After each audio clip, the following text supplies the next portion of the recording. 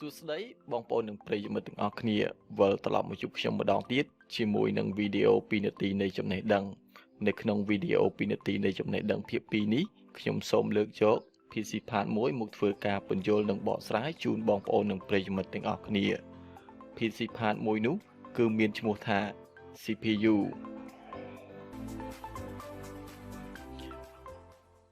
និយាយដល់ត្រឹមនេះខ្ញុំសូមសួរសំណួរបងប្អូនមួយ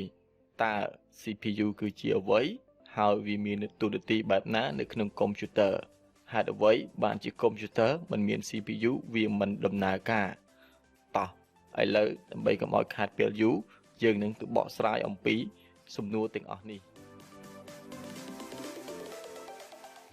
CPU ពាក្យពេញរបស់វាគឺ Central Processing Unit ដែលវាជាឧបករណ៍មួយសំខាន់ជាងគេក្នុងចំណោមឧបករណ៍ជាច្រើននៅក្នុងកុំព្យូទ័រព្រោះ CPU មានតួនាទីយ៉ាងសំខាន់គឺវាជាខួរក្បាលរបស់កុំព្យូទ័រ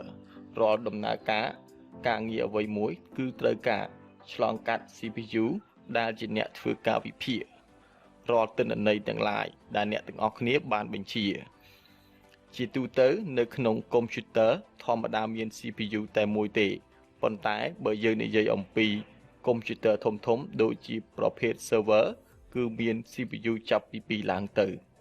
បាទអ្វីដែលខ្ញុំនិយាយប៉ុណ្ណេះអ្នកទាំងអស់គ្នាយល់ហើយគឺ CPU ពាក្យពេញរបស់វាគឺ Central Processing Unit